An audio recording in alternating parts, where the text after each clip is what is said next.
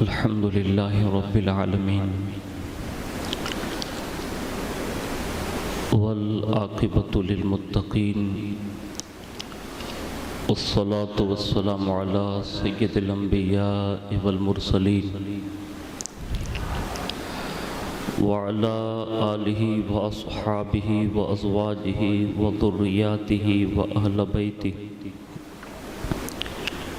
وابنه الغوث الأعظم الجيلاني ومعين الملة والدين وشيخ الإسلام والمسلمين أعلى الحضرة الإمام أحمد رضا وعلى عباد الله الصالحين أجمعين أما بعد فأعوذ بالله من الشيطان الرجيم بسم الله الرحمن الرحيم يا أيها النبي قل لأزواجك إن كنتن تردن الحياة الدنيا وزينتها فتعالين أمتعكن وأسرحكن سراحا جميلا وإن كنتن تردن الله ورسوله والدار الآخرة فإن الله أعد للمحسنات منكن أجرا عظيما صدق الله مولانا العظيم وبلغنا رسوله النبي الأمين المختار الكريم ونحن على ذلك لمن الشاهدين والشاكرين والحمد لله رب العالمين۔ آئیے سب سے پہلے مذہب اہل سنت والجماعت یعنی کہ مسلک اعلیٰ حضرت کے قدیم دستور کے مطابق ہم سب کے آقا و مولا حضور سراپا نور سیدنا محمد رسول اللہ صلی اللہ تعالیٰ علیہ وآلہ وسلم کی بارگاہ پر نور میں جی لگا کر درود پاک کی نظریں پیش کر لیں۔ اللہم صلی وسلم وبارک علی سیدنا و مولانا محمد النبی الامی الحبیب العالی القدر العظیم الجاہ وعلا علیہ واصحابہ وبارک وسلم صلاۃ و سلام علیک یا رسول اللہ صلی اللہ تعالی علیہ وآلہ وسلم۔ نبی اور آل نبی پر ایک بار اور محبت سے جی لگا کر درود شریف پڑھ لیں۔ اللہم صلی وسلم وبارک علی سیدنا مولانا محمد النبی الامی الحبیب العالی القدر العظیم الجاہ وعلا علیہ واصحابہ وبارک وسلم۔ ایک مرتبہ محبت سے اور درود شریف پڑھ لیں۔ اللہم صلی علی سیدنا مولانا محمد معدن الجود والکرم وعلا علیہ واصحابہ وبارک وسلم صلاۃ و سلام علیک یا رسول اللہ صلی اللہ تعالی علیہ وآلہ وسلم۔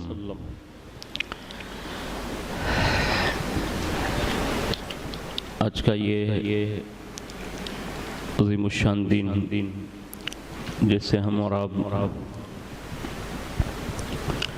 یوم الفرقان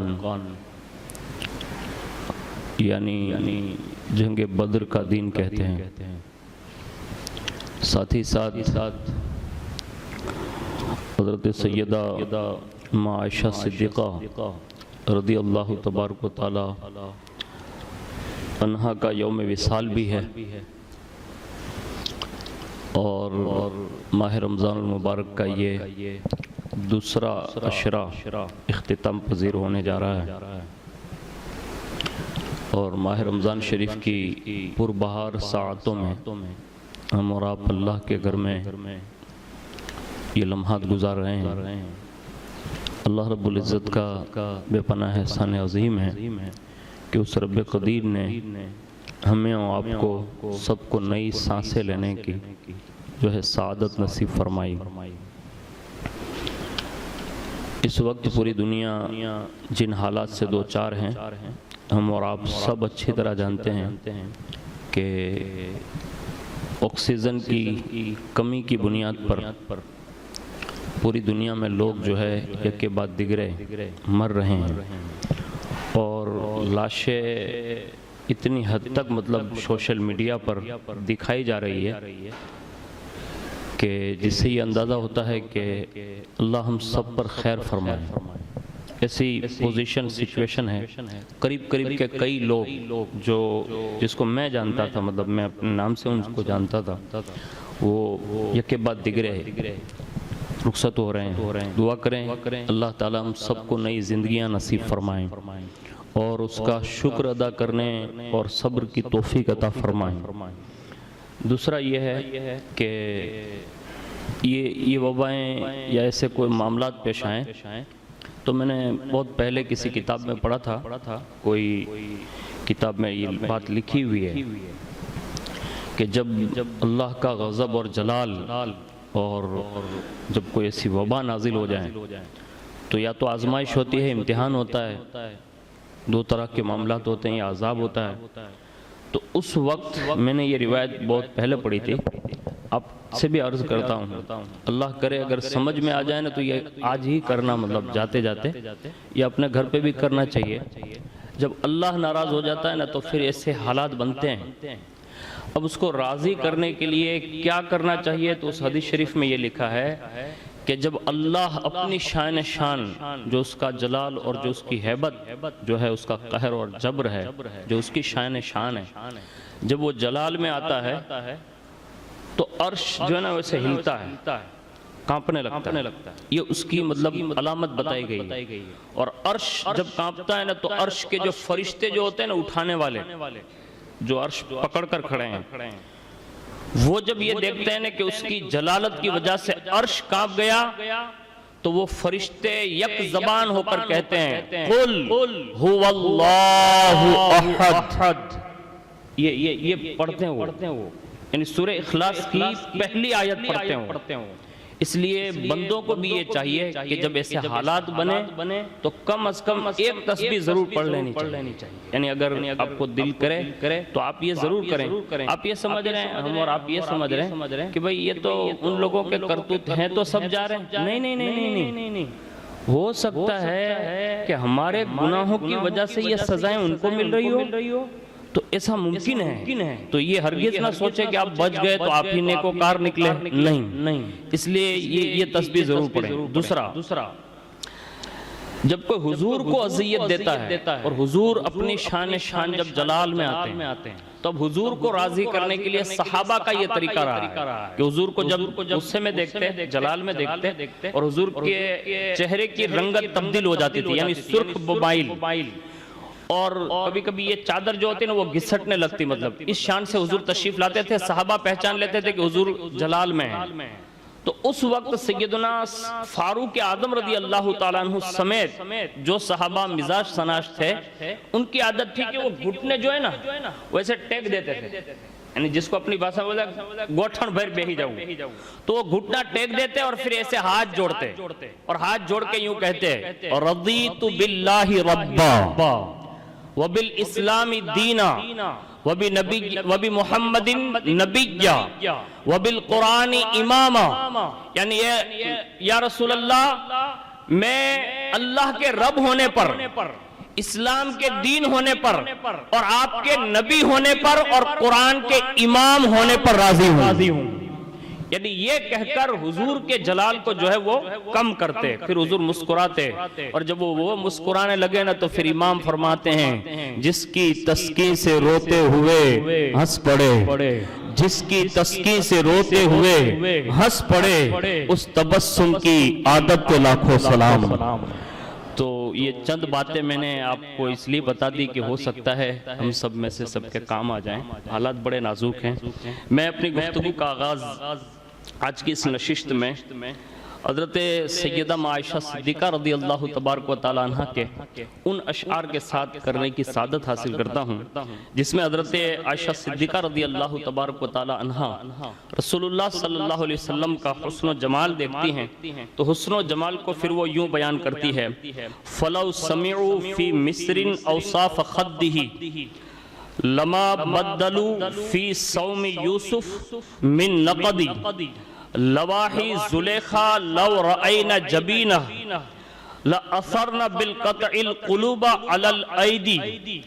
عرض کرتی ہیں کہ اگر اہل مصر یعنی مصر والیاں یا مصر والے شہنشاہ خوش خصال پیکر حسن و جمال صلی اللہ علیہ وسلم کے رخسار مبارک کے اوصاف سن لیتے تو جناب یوسف علی نبینا علیہ السلام کی قیمت لگانے میں سیم و زر نہ لگاتے. یعنی حسن یوسف کو دیکھ کر جو انہوں نے اتنا مال خرچ کیا، اگر وہ حضور کے صرف رخسار دیکھ لیتے نا تو پھر اتنی قیمت یوسف کی نہ لگاتے. یعنی حضور کے رخسار اتنے حسین تھے. آگے بڑھ کر عرض کرتی ہیں کہ اگر زلیخا کو ملامت کرنے والی عورتیں یا رسول اللہ صلی اللہ علیہ وسلم آپ کی جبین انور یعنی پیشانی مبارک کو دیکھ پاتی تو اپنے ہاتھ کاٹنے کے بجائے وہ اپنے دل کاٹ دیتی. یہ حضرت عائشہ صدیقہ رضی اللہ تبارک و تعالی عنہ نے حضور کی بارگاہ میں آپ کے حسن و جمال کا خراج پیش کیا ہے. پتہ یہ چلا حضور کے قریب جو رہیں تو انہوں نے حضور کے رخسار یوں بیان کیے، حضور کی جبینیں یوں بیان کی. آج کمزوری یہ ہو گئی کہ ہم حضور کے اوصاف جو ہے فراموش کر چکے، جو ہمارے دلوں میں ہونے چاہیے، ہماری زبان کی زد میں ہونے چاہیے. حضور سے عشق کی کمی ایک وجہ یہ ہوتی ہے کہ بندہ اس کا تذکرہ بند کر دیتا ہے. آج اب اور آپ خود چیک کر لیں، دن اور رات میں ڈبل 12 گھنٹے گزارنے میں شاید 1 گھنٹہ نہیں کہہ رہا ہوں، صرف 1 منٹ بھی مسلسل ہم حضور کا ذکر کر پاتے ہو الا ماشاءاللہ نہیں. آج تو ہمارے یہاں حالات یہ بنے، میں رہتا ہوں اس کنارے پر، لیکن اونا میں اس وقت اتنی میچ چل رہی ہے رات میں کہ شور وہاں تک سنائی دیتا ہے. یہ میں آپ کو نہیں کہہ رہا ہوں، آپ میں سے اگر کوئی کھیلتا ہو تو وہ دل پر نہ لیں. حالات یہ بنے ہوئے میں جو ابھی عرض کر رہا ہوں، آپ تو گاؤں میں رہتا، آپ کو زیادہ بتاؤ. اتنا شور مچ رہا ہے کہ اس کنارے تک صرف میچ کھیلنے کی وجہ سے جو آواز ہوتی ہے نا وہ وہاں تک جا رہی ہے. کیا سوشل میڈیا کے ذریعے یہ اٹھنے والے جنازے تمہارے کان نہیں کھل رہے ہیں؟ کیا تمہارے سینے کی تپش اب بھی اس طرف موڑنے کے لیے تیار نہیں ہے؟ یعنی حالات اتنی سچویشن اتنی خراب ہے کہ کوئی بولنے کے لیے تیار نہیں، سب خاموش ہے، جیسے ایسا لگ رہا ہے کہ سب سن ہو گئے ہوں. ایسی سچویشن کھڑی ہے، سر پر تلوار منڈلا رہی ہے اور ہم راتوں میں رمضان میں میچ کھیل رہے ہیں. یہ ہماری اور آپ کی حالات ہے. اللہ کے لیے اللہ سے ڈریے اور عشق رسول پیدا کیجئے. عشق رسول کی چاشنی جو ہے نا وہ بندے کو کہاں سے کہاں تک لے جاتی ہے. اسی کو حضرت عائشہ صدیقہ رضی اللہ تبارک و تعالی عنہا جو ہے بڑی شان و شوکت کے ساتھ زندگی گزار کر لوگوں کو یہ پیغام دے کر گئی کہ حضور سے محبت کیسی ہونی چاہیے. میں سب سے پہلے حضور کی محبت میں ایک حدیث پاک عرض کرتا ہوں. اگر اللہ کرے یہ 3 نعمتیں اگر حاصل ہو جائیں تو یہ بندے کی ایمانی حلاوت کے لیے کافی ہے، یعنی مٹھاس کے لیے. عشق کیسے پیدا کریں؟ میرے 2 دوست بڑے جذباتی ہیں، ایک گامیتی ہے اور دوسرا کون برادری کا معلوم نہیں، راجکوٹ کا ہے. بہت اچھے جذباتوں کا انہوں نے اظہار کیا. اس وقت جو ایک پنڈت بکواس کر رہا ہے سوشل میڈیا پر اور حضور کی شان میں مطلب اتنی بکواس اس نے کر دی ہے کہ اللہ اکبر، یعنی کان مطلب سننے کے لیے مطلب وہ ہو رہے ہیں کہ یا اللہ اب یہ کیا ہوگا، یہ بندہ کیا بول رہا ہے. یعنی پوری دنیا میں مطلب لوگ اس کو مطلب ٹارگٹ بنائے ہوئے اور سوچ رہے ہیں کہ اب اس کا ہوگا کیا. میں نے حضور شیخ اعظم علیہ رحمہ کے صاحبزادے کا جو ہے بیان سنا اور ان کے ایک جملے نے میرے دل کو اتنی تسلی دی. فرمانے لگے کہ معاذ اللہ رب العالمین، یہ ایک نہیں، اس سے پہلے یعنی 1400 سال جو گزر چکے ہیں اس وقت سے لے کر آج تک سینکڑوں لوگوں نے یہ کوشش کی، جسارت کی اور ایسی باتیں کرنے کی بہت کوشش کی، لیکن 1450 سال نہیں، جب سے دنیا بنی ہے تب سے لے کر آج تک اور صبح قیامت تک ایسے ہزاروں لوگ بھی پیدا ہو جائیں اور معاذ اللہ رب العالمین کوئی گستاخی کرے، تنقید کرے اور کچھ بکنے لگے تو شیخ اعظم کے صاحبزادے حضور قائد ملت فرماتے ہیں کہ دنیا ایک طرف ہو کر اگر بکواس کرتی رہے نا پھر بھی حضور کے مقام اور مرتبے میں ایک بال اور ذرے کے برابر بھی فرق نہیں پڑ سکتا. یعنی حضور کی شان یہ ہے کہ وہ وَرَفَعْنَا لَكَ ذِكْرَكَ والی شان والے ہیں.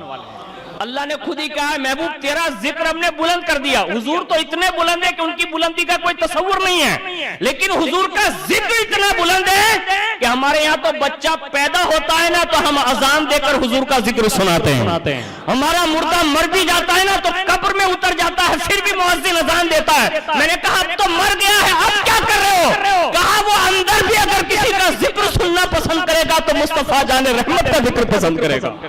یعنی ہم آتے بھی ہیں تو حضور کے کے نام کے ساتھ آتے ہیں اور دنیا سے جاتے بھی ہیں تو رسول اللہ کے نام کے ساتھ جاتے ہیں. اور جب قیامت برپا ہوگی نا، قیامت جب سب آئیں گے، اللہ کی عزت کی قسم ہم اور آپ بھی آئیں گے، غلامان اہل بیت اور غلامان رسول بھی آئیں گے، تو صرف وجہ ایک ہی ہوگی کہ قبر میں مردے کو زندہ کیا ہی اس لیے جاتا ہے کہ رسول اللہ وہاں تشریف لاتے ہیں. بس ہمارا تو عشق یہی ہے. ایسا عشق پیدا کریں. اس کے لیے میں 3 چیز حدیث شریف میں ہیں. حضور صلی اللہ علیہ وسلم کا فرمان عظمت نشان ہے کہ 3 چیزیں جس میں ہونا وہ ایمان کی حلاوت کو پالے گا، یعنی مٹھاس. 3 چیزیں ہونا ضروری ہے. اگر یہ 3 چیزیں نہیں ہیں تو میں نے ان دوستوں سے کہا جنہوں نے یہ جذبات کا اظہار کیا تھا، میں نے کہا ہمارے یہاں اللہ ماشاءاللہ ہمارے جذبات بہت کم ہو گئے، سرد اتنے پڑ گئے کہ ایسا لگ رہا ہے کہ ہمارے ایمان اور عشق کی کھیتی پر جیسے کسی نے ایسی پھیر دیا ہو. ایسی سمجھا نا، یعنی اتنی ٹھنڈی ہو گئی ہے کہ عشق کی کھیتی مطلب ایک دم مفقود ہونے کے قریب ہے. اور یہ حضور نے خود بیان فرمایا کہ ایمان کی حلاوت ہے نا، وہ 3 چیزیں جس میں ہوگی اس کو یہ مٹھاس ملے گی. اس کے سوا کوئی کتنی جتن کر لے اس کا کوئی میننگ نہیں ہے. نمبر 1، جس کو اللہ و رسول عز و جل و صلی اللہ علیہ وسلم سارے عالم سے زیادہ پیارے ہوں، اللہ بھی پیارا ہو اور اس کا محبوب بھی پیارا ہو. اب آپ کو کتنے پیارے حضور ہیں وہ آپ خود ہی اپنے ایمانی فیصلہ کر لیں اپنی غیرت کے مطابق کہ ہم نے حضور صلی اللہ علیہ وسلم سے کیسی محبت کی ہے، بس کتنا پیار کیا ہے. آج سے یہ تشویش کرنا شروع کر دیں اپنی زندگی کے بارے میں. ہمارے یہاں یہ حالات ہیں کہ ہم سب کے بارے میں ذکر کرتے ہیں، سب کے بارے میں چرچا کرتے ہیں کہ فلانو عام کریں، ڈھیکنو عام کریں، پوچھڑو عام کریں، بدھائنا بارے میں આપણે કહીએ પણ પોતાના બારામાં આપણે આજથી એ વિચારીએ કે અલ્લાહ ને એના રસૂલથી આપણે શું મોહબ્બત કરીએ છીએ અને આપણે કેવું પ્યાર કરીએ છીએ. તો પહેલી ચીજ یہ ہے کہ سارے عالم سے زیادہ اگر کسی کا پیار ہو تو ایک اللہ کا پیار ہو اور اس کے محبوب کا پیار ہو. اب جو اللہ سے پیار کرتا ہوگا وہ نماز چھوڑے گا تو آپ تو اثر میں ہی نہیں آئیں گے. ابھی جیسے جائیں گے اس کے بعد اثر میں ہی نہیں آئیں گے آپ. تو آپ کا کیسا پیار ہے؟ اگر حضور سے پیار ہے تو سجدہ کرنے سے حضور کی آنکھوں کو ٹھنڈک ملتی ہے، تو آپ کا کیسا پیار ہے حضور سے؟ اس کا مطلب یہ ہے کہ ہم کم ہیں، یعنی ہمیں ایمانی حلاوت نہیں مل سکتی. اگر ایمانی چاشنی چاہتے ہو نا تو اب یہ کرنا ہوگا. یہ جو رمضان میں ہم اور آپ جو روزے گزار رہے ہیں نا، میں یہ نہیں کہتا آپ پر نہیں کہتا، میں خود ہی مجرم ہوں، لیکن مجھے یہ احساس آج رات میں یہ ہوا، حقیقت بتا رہا ہوں میں آپ کو، کہ معاذ اللہ رب العالمین استغفر اللہ ثم استغفر اللہ. آج ہمارے اور آپ کے دماغ میں یہ باور کرایا جانے لگا کہ رمضان صرف دن میں ہوتا ہے، رات میں نہیں. اب سمجھ گئے میری بات، سمجھے کہ نہیں؟ آج ہمارے جوانوں کی سچویشن یہ بنا دی گئی ہے سب کی کہ دن میں یہ سب روزہ رکھنا اور یہی رمضان ہے، رات میں نہیں ہے. تھوڑے ہوش کے ناخن لو آپ. رمضان صرف دن کا نام نہیں ہے، یعنی دن کے اجالے میں جو روزہ رکھتے وہی رمضان نہیں ہے، بلکہ جب سے چاند نظر آیا اس وقت سے رمضان رات میں بھی ہوتا ہے، دن میں بھی ہوتا ہے، روزہ نہیں ہوتا. آپ سمجھ رہے ہیں؟ رمضان تو ہوتا ہی ہے، اس کا ہر لمحہ جیسے ہم دن میں جو گزارتے ہیں نا، ایسے ہی رات تو کئی گنا بلند ہے، یعنی اس کی رات کی برکتیں بہت بڑی ہے. ہم نے یہ سمجھ لیا کہ رات میں میچ کھیل سکتے مولانا، دن میں نہیں کھیل سکتے. رات میں معاذ اللہ کچھ گناہ کر سکتے، دن میں نہیں کر سکتے. کہاں گئے ہمارے ہوش؟ اللہ سے ڈریے، اس معاملے میں اتنے بے باک نہ ہو جائیے. یہ آپ کو باور کرایا جا رہا ہے، ایسا نہیں ہے. آپ کی مٹھاس کم ہو گئی نا، اس لیے آپ کو مطلب یہ تھوپا جا رہا آپ کی زندگی پر. اللہ کے لیے رات میں بھی رمضان ہی رہتا ہے، اس لیے رات میں کبھی توبہ کیجئے، کبھی اللہ کو منائیے، سوتے وقت کچھ نہ کچھ تو کیجئے یار. اللہ سے پیار ہے نا تو اللہ کے لیے کچھ کیجئے، رسول اللہ کے لیے کچھ کیجئے. دوسری چیز بتا رہا ہوں جو حضور نے بتایا کہ ایمان کی مٹھاس جس کو مل جاتی ہے نا تو اس میں دوسری چیز یہ ہونی چاہیے. دوسری یہ جو کسی بندے کو خاص اللہ کے لیے محبوب رکھتا ہو. کس کے لیے محبوب رکھتا ہو؟ صرف اللہ کے لیے. اب کس کو دوست بنا رہے ہیں ابھی؟ جس کے ساتھ گھوم رہے ہیں یا بیٹھ رہے ہیں، اٹھ رہے ہیں، جو کچھ بھی آپ کر رہے ہیں، تو آپ کس کے لیے اس سے دوستانہ تعلق بڑھا رہے ہیں؟ جس سے بھی آپ کی دوستی ہو تو وہ صرف اللہ کے لیے ہونی چاہیے، بس اللہ کے لیے. اب وہ محبوب اس لیے رکھتا ہے کہ اللہ راضی ہو جائیں. اب مجھے بتاؤ اگر اللہ کو راضی کرنے کے لیے اگر سب سے بہتر کسی بندے سے محبت کی جا سکتی ہے تو وہ آمینہ کے لال عبداللہ کے جگر پارے ہم سب کے آقا و مولا محمد الرسول اللہ صلی اللہ علیہ وسلم کی ذات والا صفات ہیں کہ حضور سے محبت کریں اللہ کی خاطر، اللہ کی عزت کی قسم وارے نیارے ہو جائیں گے۔ ہمارے بزرگوں نے تو حضور سے اتنی محبت کی، اتنی محبت کی، اتنی محبت کی کہ کہیں کہیں یہ جملے ہیں۔ حضرت مجدد الفسانی کا ایک قول میری نظر سے گزرا ہے، اللہ سے بھی جو وہ محبت کرتے ہیں نا تو وہ یوں کہتے ہیں کہ اے اللہ تجھے بھی جو رب مانتا ہوں اور تجھے بھی جو چاہتا ہوں نا وہ بھی اس لیے ہے کہ تو میرے محمد کا رب ہے صلی اللہ علیہ وسلم۔ یعنی یہ محبت کے تقاضے ہیں۔ آج ہماری اور آپ کی محبت ختم ہو گئی، ہم نے جو دوستانہ تعلق جوڑے یا کسی سے محبت کی نا تو ہم نے اپنے مطلب کے لیے کی ہے، تو ایسا نہ کریں، اللہ کے لیے کریں۔ محبوب رکھے کسی کو تو صرف اللہ کے لیے، اور غوث پاک سے بڑا محبوب کہاں ڈھونڈنے جاؤ گے، غریب نواز سے بڑھ کر کہاں ڈھونڈنے جاؤ گے۔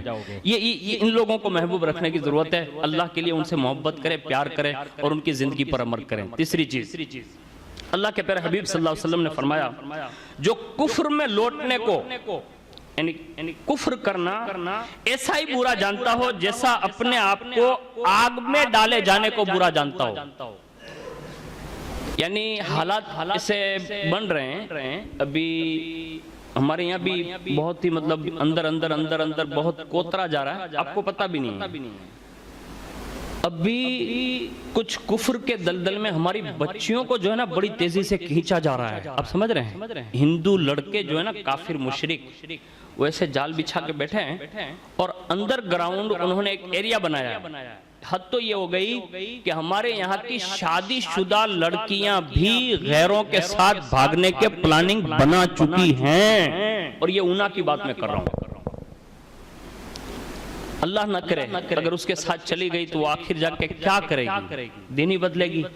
ابھی ایک تازہ قصہ ہوا، اللہ ہم سب کے حال پر رحم فرمائے۔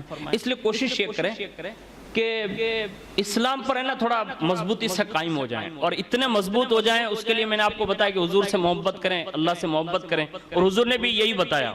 اور جن لوگوں کو یہ چیزیں نصیب ہو گئی نا تو پھر انہوں نے فیصلے بھی زندگی کے کیے نا تو پھر ایسے ہی کیے۔ خود حضرت عائشہ صدیقہ رضی اللہ تبارک و تعالی عنہا جو محبوب رب العالمین ہے، یعنی صحابہ کا تو یہ طرز عمل تھا اور تابعین کا، وہ فرماتے تھے کہ حضرت عائشہ کا نام بھی لینا ہونا تو پھر یوں ہی کہنا چاہیے محبوب رب العالمین، یعنی یہ حضور کی اتنی پیاری اور چہیتی بیوی تھی حضرت عائشہ صدیقہ رضی اللہ تعالیٰ عنہ۔ جب یہ سورہ احزاب کی آیت جو میں نے تلاوت کی جس میں اللہ رب العزت نے یہ ارشاد فرمایا، اے غیب بتانے والے نبی اپنی بیویوں سے فرما دیں اگر تم دنیا کی زندگی اور اس کی آسائش پسند چاہتی ہو تو آؤ میں تمہیں مال دوں اور اچھی طرح چھوڑ دوں، اور اگر تم اللہ اور اس کے رسول اور آخرت کا گھر چاہتی ہو تو بے شک اللہ نے تمہاری نیکی والیوں کے لیے بڑا اجر تیار کر رکھا ہے۔ جب یہ آیت کریمہ نازل ہوئی جس کا مفہوم میں نے آپ کے سامنے پیش کیا، تو یہ آیت مبارکہ نازل ہوئی نا تو حضور صلی اللہ علیہ وسلم نے حضرت ام المؤمنین حضرت عائشہ صدیقہ رضی اللہ تبارک و تعالی عنہا کو ارشاد فرمایا کہ عائشہ میں تجھ پر ایک بات پیش کرتا ہوں۔ یہ آیت تو نازل ہو گئی ہے اور یہ حضور کی ازواج کے تعلق سے نازل ہوئی تھی، یا تو دنیا پسند کرو یا اللہ اس کے رسول اور آخرت کو پسند کرو، یعنی فیصلہ کر لو خود ہی۔ اب جب یہ آیت نازل ہو گئی تو حضور نے حضرت عائشہ سے اتنی محبت تھی، بلایا اور فرمایا میں ایک بات تم پر پیش کرتا ہوں، لیکن سن لو عائشہ اس بات میں جلدی نہ کرنا جب تک کہ تم اپنے والدین سے مشورہ نہ کر لو۔ جب یہ کہا نا کہ اپنے ماں باپ سے مشورہ نہ کر لو تب تک فیصلہ نہ کرنا، تو حضرت عائشہ صدیقہ رضی اللہ تعالی عنہا بھی حضور سے کتنی محبت کرتی تھی، کتنا پیار کرتی تھی اور کتنا عشق رسول تھا۔ برجستہ کہا یا رسول اللہ وہ کیا بات ہے، یعنی جس کے بارے میں آپ مجھے کہہ رہے ہیں وہ کیا بات ہے؟ تو حضور صلی اللہ علیہ وسلم نے یہ آیت کریمہ سنائی پوری سورہ احزاب کی، اور جب یہ آیت کریمہ سن لی اس پر یعنی حضور کی زبان سے اس پر حضرت عائشہ صدیقہ رضی اللہ تبارک و تعالی عنہا نے برجستہ اسی وقت یہ کہا، جب یہ فیصلہ کرنے کے لیے حضور نے کہا نا کہ یہ اللہ کا فیصلہ ہے کہ عائشہ میری بیویوں سے یہ کہا گیا یا تو وہ دنیا پسند کرے یا اللہ اس کے رسول اور آخرت کو پسند کرے۔ اب آپ اس بات میں جلدی نہ کرنا جب تک کہ مشورہ نہ کر لو، اور یہی حکم اللہ کا آ گیا ہے۔ جب یہ کہا نا تو حضرت عائشہ کی محبت بول اٹھے، عرض کیا یا رسول اللہ کیا میں آپ علیہ السلام کے بارے میں اپنے ماں باپ سے فیصلہ کراؤں؟ یہ کہا کہ آپ کی محبت کے بارے میں، اللہ اور اس کے رسول کی محبت کے بارے میں میں اپنے ماں باپ سے مشورہ کروں، بلکہ یا رسول اللہ بغیر مشورے کے عائشہ اللہ کو بھی پسند کرتی ہے، اس کے رسول کو بھی پسند کرتی ہے اور آخرت کو پسند کرتی ہے۔ یہ فیصلہ حضرت عائشہ کا تھا، یعنی وہاں کوئی مشورہ نہیں، جب اللہ کا نام آ گیا، رسول اللہ کا نام آ گیا، آخرت کی میٹر آ گئی، بات ختم۔ یہ ایمانی غیرت ہونی چاہیے۔ اگر ہمیں اور آپ کو یہ احساس کب ہوگا، یہ تین چیزیں جو میں نے پہلے بتائی، اگر یہ چیزیں موجود ہیں تو آپ کے اندر بھی یہ حلاوت بن سکتی ہے۔ ہمارے یہاں ہندوستان کے حالات یہ بنے ہوئے ہیں کہ ایک سلمان اظہری اعلان کرتا ہے نا بندہ، ایک سلمان اظہری، پوری دنیا پر خاموشی ہے کالی، کوئی آگے بڑھنے کے لیے تیار نہیں۔ آج کا دن جو مقرر تھا نا، لوگ پوچھ رہے تھے کہ 17 رمضان کو کیا ہوگا، 17 رمضان کو کیا ہوگا؟ خالی پوچھنے سے عشق رسول ثابت ہو جائے گا آپ کا؟ یعنی پوری دنیا لیول پہ صرف نظارہ دیکھنے کے لیے لوگ تیار ہیں کہ ہوگا کیا کہہ کر خالی نظارے نہ دیکھو، تم حضور کے لیے کر کیا سکتے ہو، یہ قدم بڑھانے کی ضرورت ہے۔ اور یہ کب ہوگا؟ جب ہمارے سینے میں عشق رسول ہوگا، ورنہ اس کے سوا جتنے بھی ہم چلائیں گے، جتنا بھی راڑا پڑیں گے، اس سے کچھ نہیں ہوگا۔ اس لیے ماہ رمضان شریف کا آج کا جو دن ہے، جو جنگ بدر سے تعلق رکھتا ہے، اس میں بھی ایک دعا ہے، اللہ کرے آپ کے ذہن میں آ جائیں۔ اگر آپ کو موقع ملے جمعہ سنت وغیرہ پڑھ لیں اور جانے لگے تو یہ دعا سجدے میں 2-3-4 بار جتنا بھی آپ سے ممکن ہو سکے یہ پڑھنا چاہیے۔ حضور صلی اللہ علیہ وسلم جب جنگ بدر کے میدان میں پہنچ گئے اور پہنچنے کے بعد حضور نے اپنی شان دعا کی۔